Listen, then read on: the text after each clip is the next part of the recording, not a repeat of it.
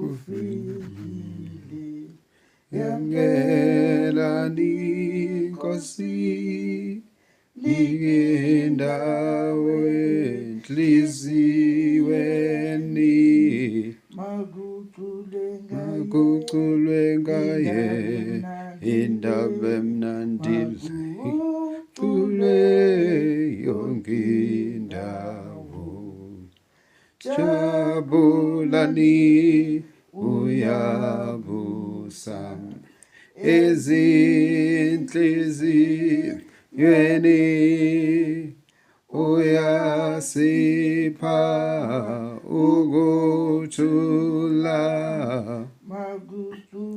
makuculwe ngaye indaba emnandi makuculwe yonke indawo. Lele kushuthi kanye nokuzalwa esisacula thina sisese ekubethilweni nasekuvukeni kwakhe uzalwe kabusha-ke namhlanje ngithi uzalwe kabusha-ke enqobe ithuna and mighty firstborn of all creation isho ngokuhlangothi lokunqoba ithuna ngoba uJesu akazalwanga phela he's self-existing, he's not created but ufunda kuphi lapho hayi ngiyabalula ukuthi kona-ke akukho bad ukuthi sicula elokuzalwa ngoba ukunqoba ithuna ukuzalwa kwakhona makuthiwa firstborn of all creation ngoba wayenqobe ithuna iqhamuka lapho phela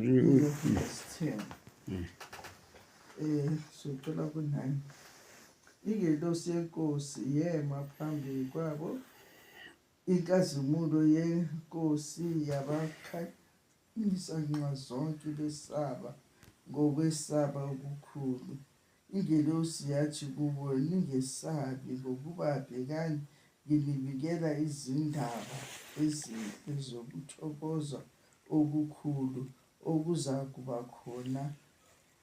kubantu bonke ukuthi ngizalelwe namuhla umsindisi onguKristu emzini kaDavida. Kwabonakala ulokhuzana ingelosi ibonakala kubelusi beleni enhle ngokukhazimula. Uma kukhazimula ingelosi ingabhekeki besaba ukuthi nje yini ke lokhu ke manje okwenzakalayo. Ingelosi yasiyasho ukuthi ningesabi ngoba kwakhanya nxa zonke besaba ngokwesaba okukhulu. Yathi ingelosi ningesabi ngokuba bhekani ngilibikela izindaba ezinhle zokuthi nizalelwe nizokuthokoza okukhulu okuza kuba kubantu bonke ukuthi bonke abantu bazothokoza ngoba nabo bazalelwe inkosi ukuthi nizalelwe namuhla umsindisi onguKristu inkosi emzini kaDavide. Yayizobabikela lezo zindaba ingelosi babenenhlanhla kade bezibona ngosizo zonke lezi zinto nezinye eziza nje izihamba phansi kube ngathi abantu abathathu njengalezi ezafikela uAbraham angithi abantu abathathu bafika kuye bakhuluma ukuthi ngalonyaka lo ngalesikhathi unyaka uzayo bazabe banengane. Usara wahleka ngale bathi bakhuluma intshumayelo kanti bayambona okuwukuthi nje ayikho into ongayifihla uyifihlele uNkulunkulu oyikhuluma enhlizweni wedwa uyayazi uyayibona. So manje la iyabaduduza ingelosi esihlanu ifike ngokukhanya okusabekayo phakathi kwabo.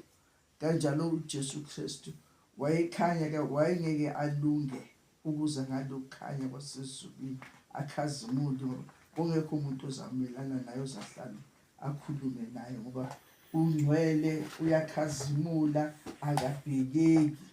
Ingakho kwafanele ukuthi eze ehle azwale njengomuntu ngoba yena wayekhona manje uzoyenza nomsebenzi ukuthi azosifela isiphambanisi njengoba siphuma ku-Good Friday sikhumbuza naye wathi sikwenze lokhu njalo ukuze simkhumbule. So manje umoya ongcwele uyasikhumbuza njalo ukuba singakhohlwa ukuthi sazalela umsindisi, umalusi omuhle uJesu Kristu. Ngiyabonga. Amen. Jabulani, jabulani Ni ufikile, yamgelani Nkosi, mikindawo enhliziyweni, makuculwe ngaye indaba emnandile, culwe yonke indawo.